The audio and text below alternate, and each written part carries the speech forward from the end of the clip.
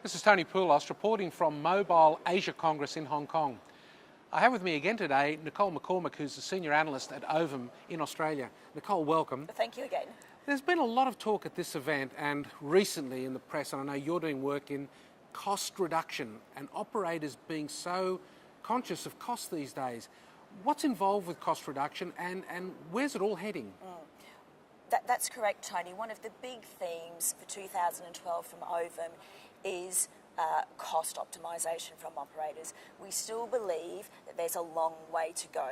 For example, in the wake of the GFC, I would have expected, and hey, I predicted and was wrong, that we would have seen a lot more, especially in the developed markets, a lot more network outsourcing. Now, that didn't come to par as quickly as we would have thought, but it is back on the agenda, and we heard today during the Congress that for operators in developing markets, that a key way to cut costs going forward is, network sharing. Yeah. So that's one strategy.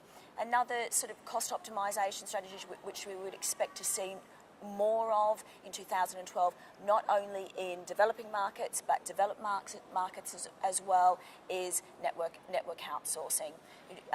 Markets like India have been very successful in shaving the fat out of costs through network outsourcing, and we are seeing a move in developed markets, including in Europe, that operators are starting to go more down this route as well.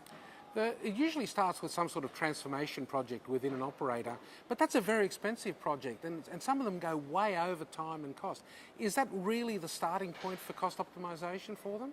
Look, if an operator is genuine about cost optimisation, it has to be, in our opinion, a cultural rethink. It has to be a cultural shake-up. So, if these timeframes blow out, well, it's better to start from the bottom and up and have it intrinsically through the organisation, really, if it's going to work.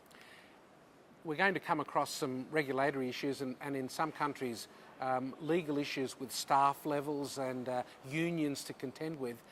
Is that going to perhaps threaten the livelihood of operators if they come across too many loggerheads in their optimisation efforts? Yeah, on the flip side, the labour issue, of course, is another part of the entire cost optimisation strategy.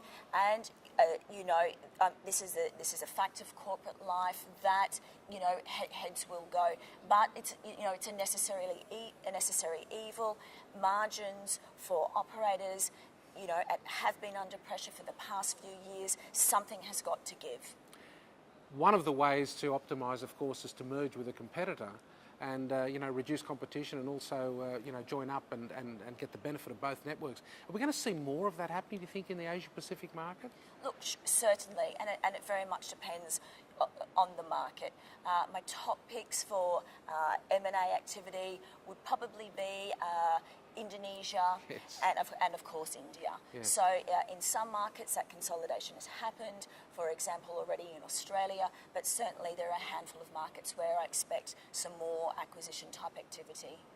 Thanks, Nicole. Looks like cost is going to be on the lips of most CEOs for a while yet. Certainly. Thank you. Thank you.